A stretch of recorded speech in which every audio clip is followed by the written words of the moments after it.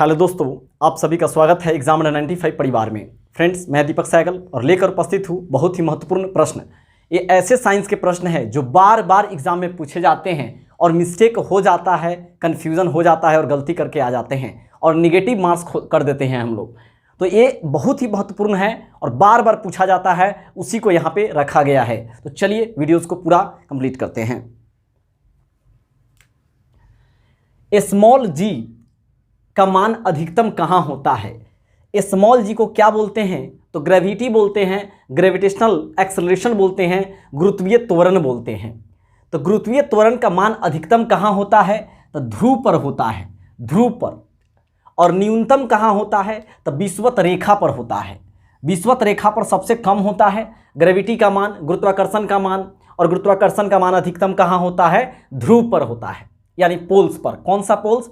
उत्तरी ध्रुव और दक्षिणी ध्रुव, नॉर्थ पोल और साउथ पोल दोनों हो जाएगा। जल में घुलनशील विटामिन कौन सा है? तो विटामिन बी और सी कहाँ घुलता है? जल में घुल जाता है। विटामिन बी और सी जल में घुल जाता है। वसा में घुलनशील विटामिन कौन सा है? तो एडका याद रख सकते हैं। Vitamin E, vitamin D, vitamin के और vitamin A. Vitamin E, vitamin D, vitamin के और विटामिन ए वसा में घुल जाता है। कौन सा? विटामिन। विटामिन का खोज आपसे पूछा जाए किसने किया था? फंक किए थे 1911 में। फंक किए थे विटामिन का खोज 1911 में। लेकिन ए और बी की बात होगा तो विटामिन ए और बी का खोज मैकुलम किए थे। विटामिन सी का खोज होलकट किए थे और विटामिन डी का खोज हॉपकिंस किए थे। हॉपकिंस किए थे, याद रखेंगे, बहुत ही महत्वपूर्ण प्रश्न है। और किस विटामिन में कोबाल्ट पाया जाता है? तो विटामिन बी12 में कोबाल्ट पाया जाता है। बी12 को हम लोग साइनोकोबाल्मिन के नाम से जानते हैं। प्रकाश वर्ष किसका मात्रक है? दूरी का मात्रक है। प्रकाश वर्ष दूरी का मात्रक है, लेकिन अगर मापने की इकाई की बात करें तो पारसेक सबसे बड़ी इकाई है। पारसेक क्या है? सबसे बड़ी इकाई है। कमरे के ताप पर द्रव धातु पूछा जाएगा।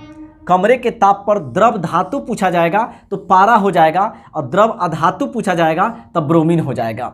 आप याद रख सकते हैं, धातु 2 अक्षर का है, पारा भी 2 अक्षर का है, अधातु 3 अक्षर का है, ब्रोमीन भी 3 अक्षर का है। तो द्रव धातु पूछा गया तब पारा, और द्रव अधातु पूछा गया तब ब्रोमीन।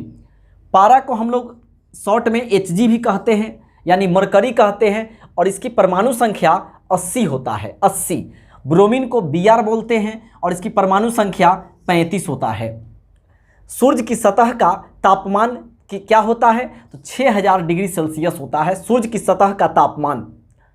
अगर हम बात करें कि सूर्य जो बना हुआ है कौन कौन से गैस है, तो उसमें हाइड्रोजन 71% और हीलियम 26.5% होता है सूर्य में। इलेक्ट्रॉन वोल्ट किसका मात्रक है? तो ऊर्जा का मात्रक है। और याद रखेंगे KWH यानी किलोवाट आवर, ये भी ऊर्जा का ही मात्रक है, एनर्जी का ही मात्रक है। जल की बूंद गोल होती है किसके कारण? तो पृष्ठ तनाव के कारण, यानी सरफेस टेंशन के कारण जल की बूंद गोल होती है। ध्रुवों पर नमन कोण का मान कितना डिग्री होता है? 90 डिग्री होता है। ध्रुवों पर नमन कोण का मान 90 डिग्री होता है। सबसे कठोर धातु पूछा जाए तो प्लेटिनम होगा। इसको सफ़ेद स्वर्ण भी कहते हैं, प्लेटिनम। अब परमाणु संख्या 78 होता है। सबसे कठोर धातु प्लेटिनम, सफ़ेद स्वर्ण भी कहते हैं, और इसकी परमाणु संख्या 78 होता है। सूर्य का पलायन वेग कितना होता है? 42 किलोमीटर प्रति सेकेंड होता है। 42 किलोमीटर प्रति सेकेंड सूर्य का पलायन वेग होता है।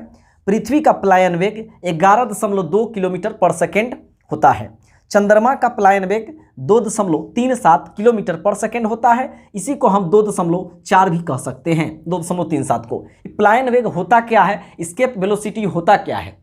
तो अगर हम पृथ्वी पर से किसी भी वस्तु को इतना स्पीड से अगर कोई ऑब्जेक्ट को फेंक दिया जाए, फेंक दे, तो ये वापस लौट कर पृथ्वी पर नहीं आएगा। यानी कितना? 11.2 किलोमीटर पर सेकेंड की स्पीड से अगर किसी वस्तु को यहाँ से फेंक दे तो क्या होगा? लौट कर पृथ्वी पर नहीं आएगा। यही इसका पलायन वेग होता है। तो याद रखेंगे, बहुत महत्वपूर्ण है। डायनामाइट का प्रमुख अवयव क्या है? यानी डायनामाइट जो बना हुआ है किस से बना हुआ है? तो नाइट्रोग्लिसरीन इसमें पाया जाता है डायनामाइट में। डायनामाइट का खोज अल्फ्रेड नोबेल के द्वारा 1867 में किया गया था। डायनामाइट का खोज अल्फ्रेड नोबेल के द्वारा 1867 में किया गया था। इसमें नाइट्रोग्लिसरीन पाया जाता है। और इन्हीं के नाम पर नोबेल पुरस्कार की शुरुआत 1901 से शुरू हुआ। स्थापना हो गया था 1896 में, लेकिन 1901 से वितरित शुरू हुआ। और अर्थशास्त्र के क्षेत्र में 1969 में शुरू हुआ था नोबेल पुरस्कार देना।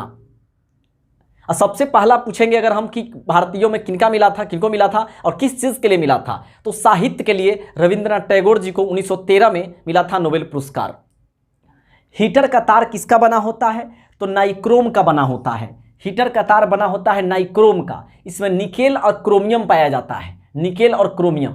ब्लैक होल सिद्धांत कौन प्रतिपादित किए थे, तो S Chandrasekhar, Subrahmanyan Chandrasekhar, S Chandrasekhar black hole सिद्धांत दिए थे।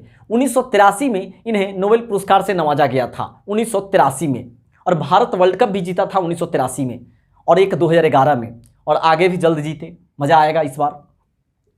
ध्वनि की बात करें तो ध्वनि क्या है, तो अनुदैर्ध्य तरंग है। कैसी तरंग है, तो अनुदैर्ध्य तरंग है। और प्रकाश कैसा तरंग है, तो अनुप्रस्थ तरंग है।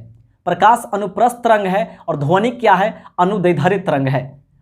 अगर हम बात करें ध्वनि साउंड को, तो ये हो जाएगा लॉन्गिट्यूडिनल वेव हो जाएगा, और प्रकाश से लाइट क्या हो जाएगा, ट्रांसवर्स वेव हो जाएगा। तो आपको कैसे याद रखना है, ध्वनि में ध आता है, अनुदैर्ध्य में ध आता है, और प्रकाश में स आता है, प और स देखिए, प और स इसमें भी आता है, प और स, तो आप आसानी से याद कर सकते हैं। वर्णांधता का दूसरा नाम क्या है, तो इसका नाम डाल्टन रोग है। तो वर्णांधता यानी कि इसका दूसरा नाम डाल्टन रोग है। और वर्णांधता को कौन पता लगाए थे इसके बारे में, तो हेर्नर सबसे पहले पता लगाए थे, किसको, वर्णांधता को। तो याद रखेंगे। सबसे कठोरतम पदार्थ कौन है, तो हीरा यानी डायमंड सबसे कठोरतम पदार्थ है। लाइसोसोम की खोज किसने किया था, तो डी दुबे लाइसोसोम की खोज किए थे। और इसको बोला जाता है आत्महत्या की थैली, आत्महत्या की थैली बोला जाता है लाइसोसोम को। अगर हम बात करें माइटोकॉन्ड्रिया के बारे में, तो उसको बोला जाता है पावर हाउस ऑफ सेल, यानी कोशिका का शक्ति गृह बोला जाता है माइटोकॉन्ड्रिया को। और उसका खोज अल्टमैन के द्वारा किया गया था 1886 में। और इसका नोमेनक्लेचर कौन किए थे, नामकरण कौन किए थे, तो सी बेंडा इसका नामकरण किए थे, किसका, माइटोकॉन्ड्रिया का।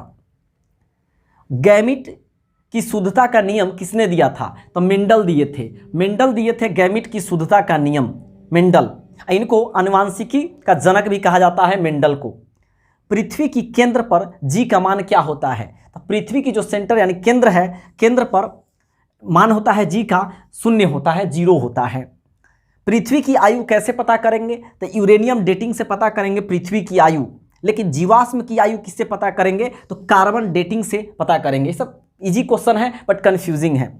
तो पृथ्वी की आयु यूरेनियम डेटिंग, जीवाश्म की आयु कार्बन डेटिंग। अब याद कैसे रखेंगे, तो पृथ्वी में व आता है, और व में क्या, यरलव में से व आया है ना, यहाँ से य से यूरेनियम बैठा लेंगे माइंड में, तो हमेशा के लिए याद हो जाएगा।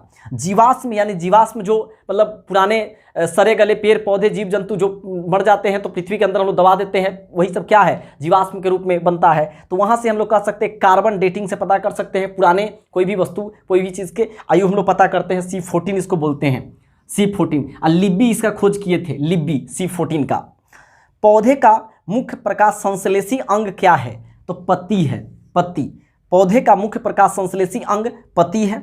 कोशिका का अध्ययन क्या कहलाता है, कोशिका का अध्ययन साइटोलॉजी कहलाता है, साइटोलॉजी। और कोशिका का खोज कौन किए थे, तो यानी कोशिका का खोज किए थे रॉबर्ट हुक किए थे 1665 में, 1665 में रॉबर्ट हुक किए थे। लेकिन कोशिका सिद्धांत किसने दिया था, कोशिका सिद्धांत स्लाइडेन और स्वान दिए थे 1838 से 39 में दिए थे। तो फ्रेंड्स निश्चित ही आपको पसंद आया होगा। अगर अच्छा लगा तो कमेंट कर जरूर बताइएगा कैसा लगा ये वीडियो, और शेयर जरूर कर दीजिएगा। और पहली बार चैनल पर विजिट किए थे तो प्लीज़ एक सब्सक्राइब करके और प्यारा सा कमेंट कर दीजिएगा कि कैसा लगा ये वीडियो। तो मिलते हैं नेक्स्ट वीडियो में। जय हिंद, जय भारत।